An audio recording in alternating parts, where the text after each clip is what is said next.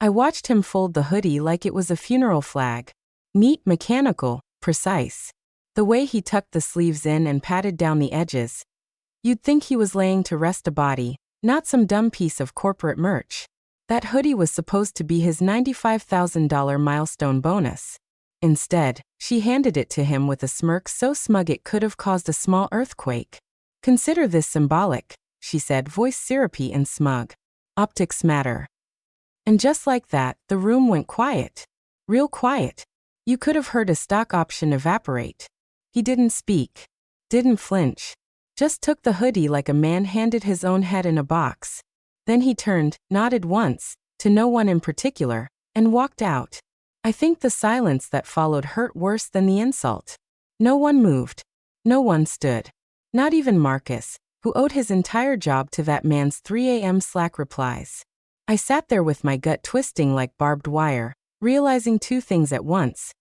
1, I should have said something. 2, he already knew this was coming. Before I go on, if you're listening right now, please hit that subscribe button and like the video. Over 97% of people don't, and it means a lot to the team. This story's real, it's personal, and you won't want to miss what happens next. Now back to it. He built this damn company from the ground up. The integrations? The back-end automation that made our exec team look like visionaries? His code. The data pipeline that let us close the Series B 2 months early? Also his. But ever since Nicole, daughter of the founder, armed with an MBA and a disturbingly loyal ring of yes men, stepped in as interim CEO, it was like watching a crown fall onto the wrong head. She was all surface, TED Talk charisma, bright teeth, and zero comprehension of what we actually did. But investors loved her.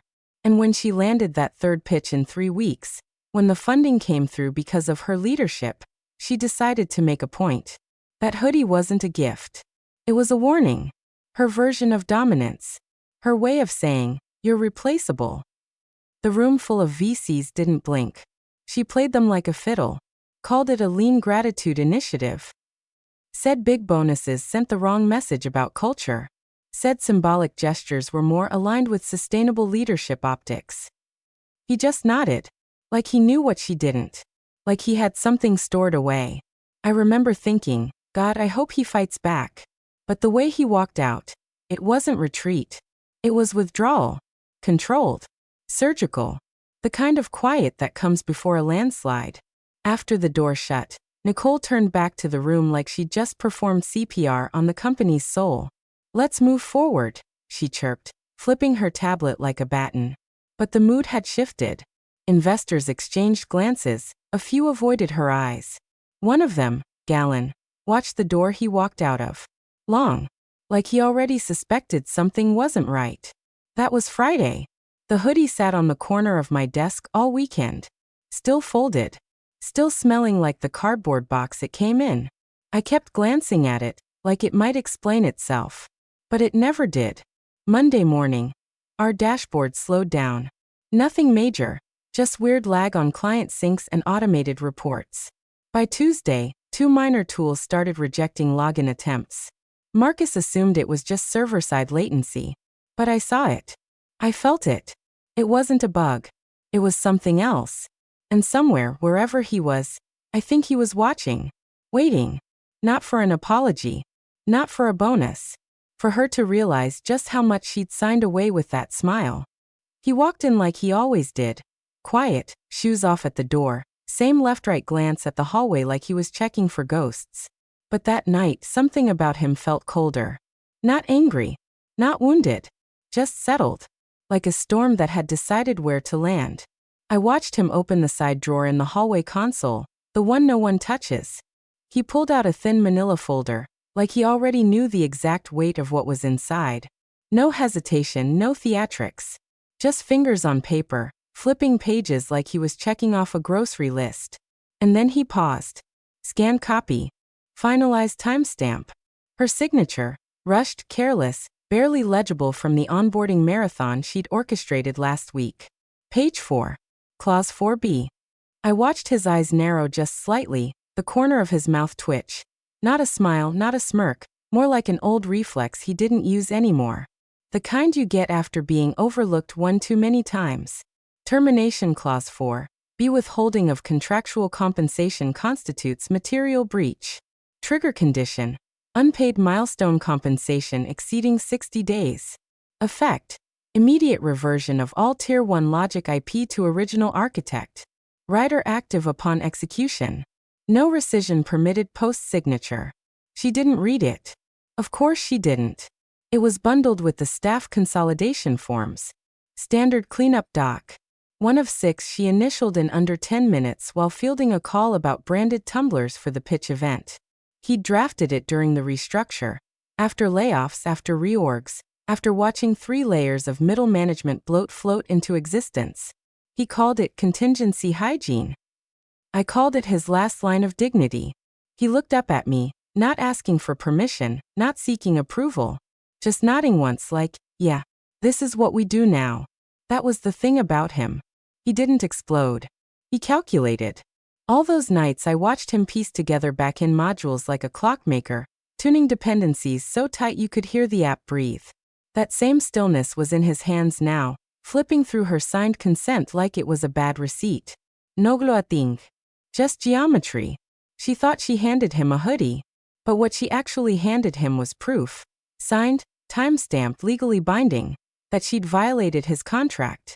He turned the folder sideways. Pulled out a smaller page clipped behind the main packet. A rider. A quiet little rider. Activation trigger. Non-payment of milestone bonus beyond 5 business days after approval of investor funding. He whispered, barely audible. That was 6 days ago. And then he closed the folder. Most people want to win loud. They want the last word, the big speech, the mic drop. Not him. He wanted structural truth. He didn't need her to apologize. He didn't need the bonus. He needed her to sign. And she had. That night he didn't sleep much. Not because he was anxious, but because he was busy. He made tea at 1:47 a.m. He pulled out a second laptop, the old one with the physical keys, the one without tracking software. He typed slow, focused, deliberate, the kind of typing that writes change into the world. Not code, not emails, intentions. I didn't say anything. I just watched. Because when a quiet man opens a drawer like that, and doesn't raise his voice, doesn't flinch, doesn't break, what he's opening isn't a file. It's an ending. And a beginning she never saw coming. The first hiccup hit on Wednesday. Nothing dramatic. Just a delay in the analytics pipeline that made the daily dashboard load about 9 minutes late. Nicole blamed AWS latency and moved on. Then the email alert started misfiring. One client got a thank you for upgrading message 3 times in an hour. Support flagged it as a webhook loop. Nobody could find the loop. DevOps blamed the CRM.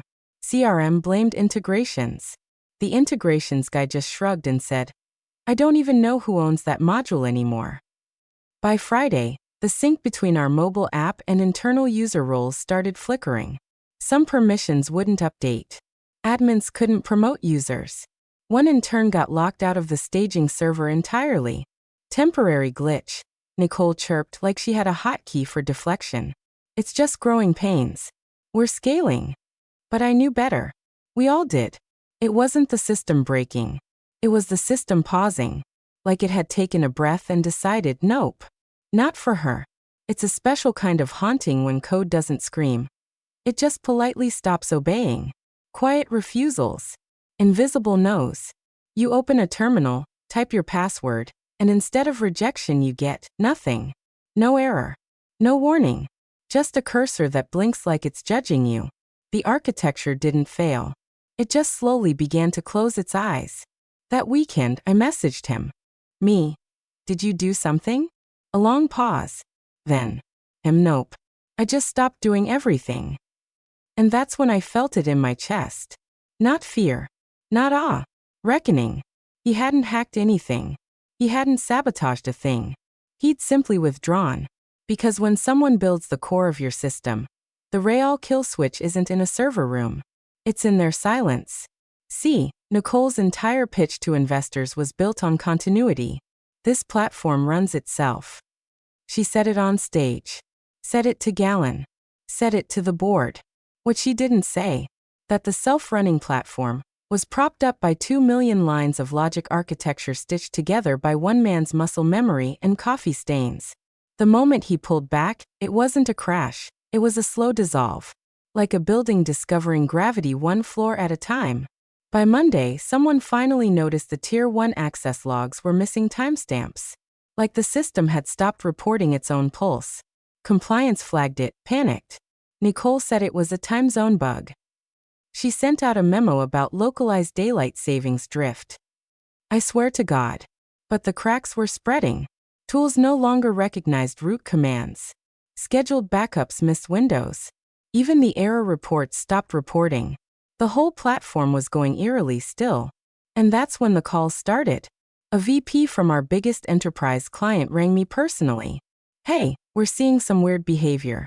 Any reason your AI modeling endpoint just returned null vectors for 6 hours? Elite. We're on it. Should be resolved soon. But I knew the truth. He was already gone. Not physically. Structurally. And without him, the platform didn't have a center of gravity. Nicole didn't understand it yet, but she'd cut power to her own oxygen mask and was now giving TED Talks about how breathable the air was. That afternoon, Galen emailed me. Just 2 words, something's wrong. I didn't reply, because I knew what he'd find next. The system was no longer hers. It was just waiting for someone to notice. The first domino didn't fall with a bang. It fell with a quiet wire transfer that didn't arrive. One of our cornerstone clients, a health analytics firm out of Chicago, put a 14-day hold on their Q4 payment. No drama. No legalese. Just a polite email saying, pending feature verification. That was code for your platform stalling, and we don't trust you anymore. Nicole spun it like a miscommunication. They're just being conservative, she told the board, glossing over the fact that their entire patient data pipeline had glitched into silence for 2 days. Features that used to hum quietly in the background, data syncs, usage alerts, compliance monitors had turned into question marks. Some buttons did nothing. Others froze. One menu, infamously, led to a 404-page that read, "No longer available to you." Clients started whispering, "Is your infrastructure okay? Did you migrate something? Is the original dev team still involved?" Nicole, ever the illusionist, laughed them off in meetings, said we were undergoing a modular elasticity audit. She actually said that. I think she read it in a LinkedIn post and just repeated it like it meant something. But Galen? Galen wasn't buying it. Lead investor. Ex circuito. Sharp as a cracked whip and twice as fast. He didn't do optics, he did code. And when whispers turned into postponed payments, he did what he always did, dug. He requested full backend access logs. Engineering tried to delay. He didn't wait. Instead, he pulled the license registry entries himself from our cloud metadata, something most investors wouldn't even know how to do. That's when he found it, tucked in a section usually ignored by legal, deep in the Tier 1 logic layer. Line 173, provisional ownership. Architect retains reversion rights under active writer, see Clause 4b. He blinked. Provisional ownership. Not corporate. Personal.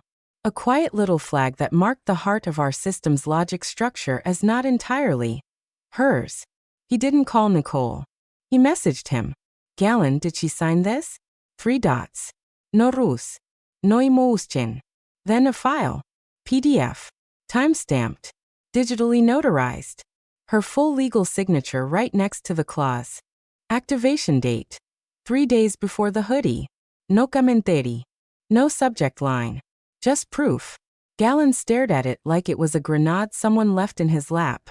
Then he leaned back in his chair, opened his encrypted notes app, and began typing, slowly, carefully, the way you type when you realize a company might not belong to who you thought it did.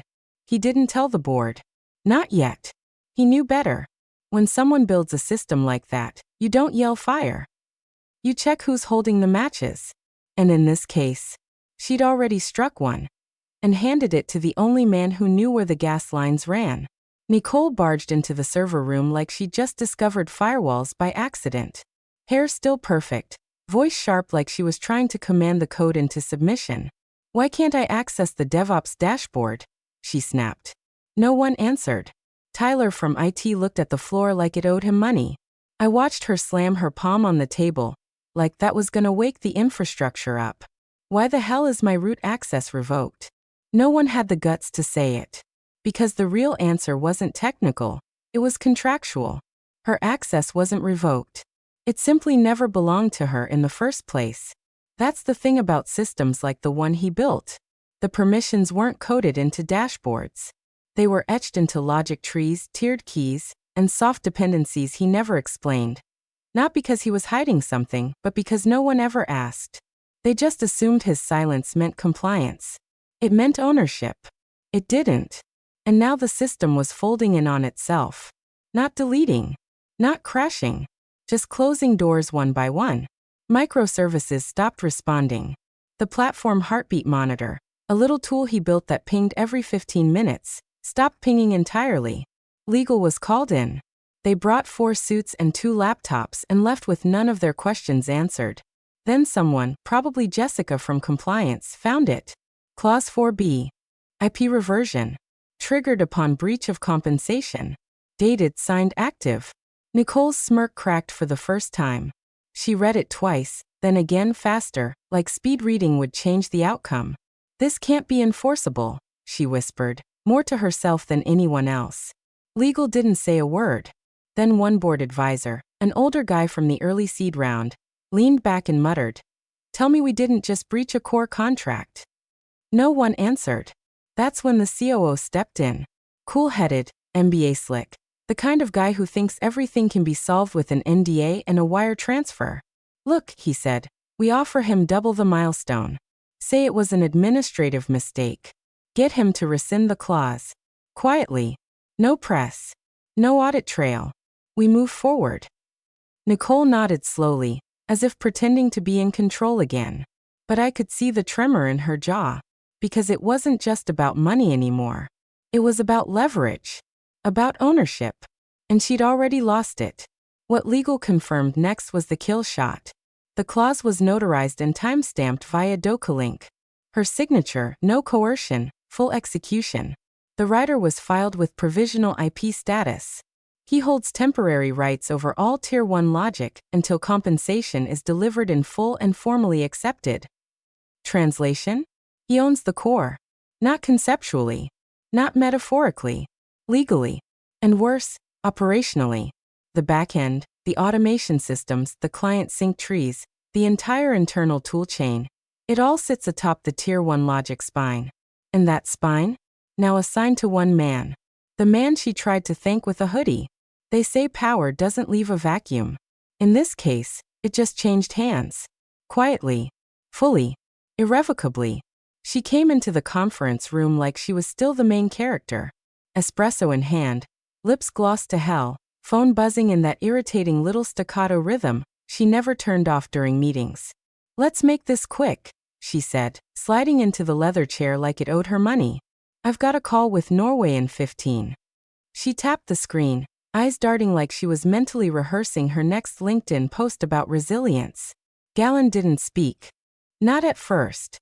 He sat at the far end of the table, posture calm, fingers steepled like a man who already knows the punchline. The kind of calm that means you've already read the last page of the book, and now you're just watching someone else try to sound out the title. She kept talking. If this is about the dashboards, I've already scheduled a dev sprint. We're pivoting back-end support to our Tier 2 vendor, while we resolve some internal. Galen opened a folder. The sound of paper sliding against itself felt louder than her voice. Precise. Deliberate. He pulled one page out, then another, then one more.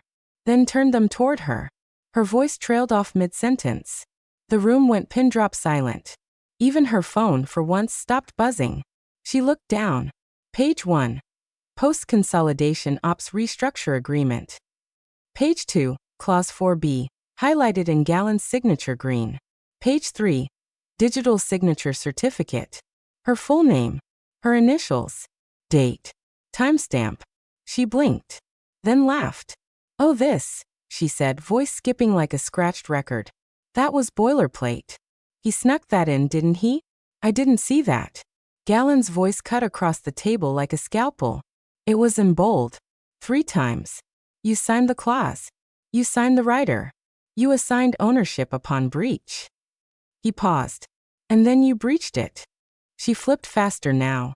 Pages whipping like panic. Her fingernails catching on the corners, trying to get ahead of the inevitable. Her face went from bored to blank to something close to pale. This isn't enforceable, she muttered. There's no way this holds. It's symbolic. It was never activated. Galen leaned forward. This wasn't symbolic, he said quietly. It was structural. She froze. Because for the first time since her father handed her the keys, someone had yanked the wheel. And it wasn't with a speech. It wasn't a coup. It was a contract. A signature. A timestamp. And her own arrogant belief that a man like him wouldn't understand how to use legal tools just because he preferred code over conversation.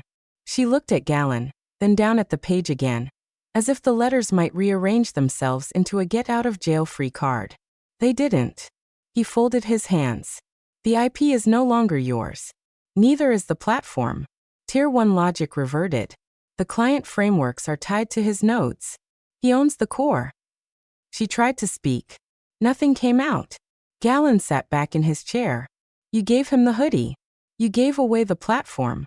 And now, he said, folding the folder closed, we're about to see what else you gave away without reading first. Silence. Just the soft hum of the AC and the sound of a future crumbling in real time. She didn't cry. Not yet. But she stopped looking like a CEO. She looked like what she really was. A girl in over her head, trying to play empire with a man who built the kingdom while she was learning how to order coffee on an app. The first offer came wrapped in apology. A polished woman from legal, Danielle, I think, called him personally. Said she was authorized to extend a formal correction of payment terms. She used words like oversight and miscommunication, trying to smooth the knife edge into a pillow. She offered the original $95,000, direct deposit, plus a signed apology letter if optics matter. He didn't interrupt. Just listened. Quiet like always. When she finished, he asked one question. Is Nicole still CEO? Danielle hesitated. As of now, yes. But then no. Click. An hour later, legal tried again.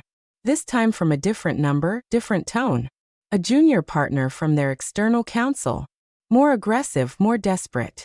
We understand the clause has caused confusion, he said, which was rich, considering she was the one who confused gratitude with ownership. We'd like to offer $250,000 as a show of good faith. He didn't even flinch. I'm not here to negotiate, he said. I'm here to reclaim what's mine. Then he hung up. At 2:41 p.m., all Tier 1 access keys were revoked by him. Not blocked. Pulled. The system stopped recognizing internal credentials from anyone not on his original whitelist. Nicole couldn't get into the control panel. Dev couldn't push updates. Sales dashboard showed permission error, owner approval required. And then the real hit came. Clients started getting emails. Not from the company. From him. Clean. Legally bulletproof. Each message included notification of IP reversion, explanation of service continuity, invitation to continue under new management, new contract terms, same price, better support. He even used her words. We value symbolic gestures. This transition honors that spirit. Galen read 1 and smiled. Investors read 5 and stopped answering Nicole's calls. The board read 10 and started scheduling emergency sessions. The panic was instant. Nicole's entire empire was built on the illusion of seamless ownership. A clean brand, a pretty pitch, and the assumption that the guy in the shadows would never turn on the lights. But now, she wasn't just locked out of her own infrastructure. She was watching her clients walk, politely, professionally, and permanently, to the man she dismissed like a janitor with a keyboard.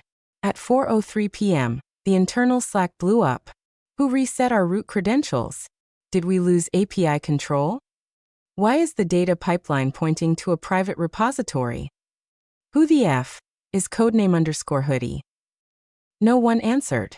Because codename_hoodie wasn't a hacker, wasn't a threat, wasn't an employee. He was the architect. The foundation she ignored. The system she tried to decorate without understanding the frame. And now he wasn't asking for his bonus. He was taking the house. The boardroom smelled like cedar and fear.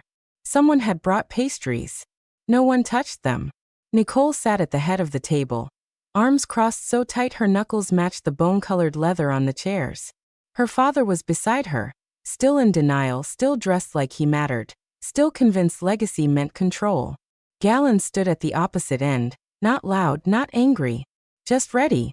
This isn't a personality issue, he began. It's an ownership issue. We don't own what we thought we did. And the person who does own it is no longer with us. Nicole laughed, dry cracked. So what? You're firing me because I missed a clause? This is overblown. Galen didn't flinch. You breached a contract. You handed over core IP. You mishandled client relationships. You lost access to our infrastructure. That's not overblown, Nicole. That's terminal. Her father bristled. Let's be reasonable. This was a lapse in process. We can rectify it, pay him, renegotiate access, make it whole. Galen's reply was ice. You had that chance. Twice. He declined. One of the newer investors, a sharp woman from Berlin with a voice like razor wire, leaned in. I lost 3 clients this week. They're already signed under his entity. No litigación. No complaints. Just gone. What's left to salvage? Nicole shot daggers, but it was too late. They weren't her people anymore. They were shareholders. And shareholders only believe in gravity when they're already falling. Galen turned to the room. Motioned to remove Nicole Hartley as interim CEO effective immediately, pursuant to breach of fiduciary duty and failure to preserve core infrastructure. Her father stood. This is a witch hunt. Seconded, the Berlin investor cut in. Hands raised. 7 out of 9. Nicole's face didn't change. She'd already gone hollow. I watched her eyes glaze, her brain buffering. The room didn't clap. No smiles. No celebración. Just the kind of silence that follows a plane crash. Everyone alive, but nothing intact. Galen sat down and opened a new folder. Proposal for transition leadership, he said, placing a single name on the table. He built the system. He owns the system. He is, by every legal and operational measure, this company's foundation. Silence. Then nods. Reluctant. Resigned. Real. Someone asked, will he accept? Galen shook his head. He already responded. One condition. Everyone leaned in. Galen read the note aloud. If I return, the platform is rebranded under its original codename. Publicly. No legacy branding. No carallo ver. The product goes forward as what it always was, codename Hoodie. You want the engine back? You name it after the receipt. Dead silence. Then the founder, voice barely audible, whispered, that name's a joke. Galen looked up. No. That hoodie was the joke. The name? That's the punchline. And just like that, the vote passed. Unanimous. Nicole was gone. The hoodie had become the crown. The new office didn't feel like revenge. It felt like silence done right. White walls, no fake awards, no mission statement slogans framed in brushed nickel. Just code on the walls. Literal code, etched into frosted glass. The opening logic tree he wrote back in year 1, long before investors, before branding, before the pitch decks and the yoga room perks. Tier 1 logic.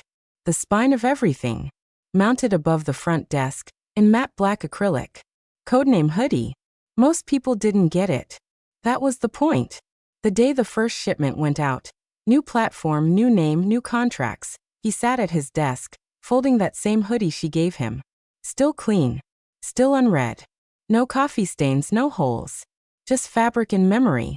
He placed it into a small wooden crate he'd built himself, cedar lining, dovetail joints. No label. No explanation. Across from him, a junior developer paused, holding a bundle of cables. Kid couldn't have been more than 24, probably born after Windows XP died. He watched the crate for a beat, then asked, you really walked over a hoodie? He didn't look up right away. Finished the fold. Smoothed the sleeves. Then no. Set the hoodie down. Looked him dead in the eye. I walked when someone confused gratitude with ownership. He paused. The hoodie? That was just the receipt. The kid blinked, then smiled. Quietly, clients started calling again, but not out of panic. They were calm, curious. Some even asked to tour the new workspace. One enterprise lead said, "It feels like the product finally caught up to its soul." Gallon sent a single email that week. Codename Hoodie just landed its 15th returning client. She sold optics. You built infrastructure. Turns out, the market prefers function over fiction. There was no big press release. No reintroduction on TechCrunch. Just systems running. Clients returning. And a man, once handed a hoodie instead of a paycheck, watching everything hum the way it always should have. Nicole? She resurfaced on some panel 6 months later. Spoke about learning resilience through disruption. Said she'd founded a consulting firm. Her father went quiet. Rumor was he tried to sue. Didn't get far. Turns out, contracts don't care how important you used to be.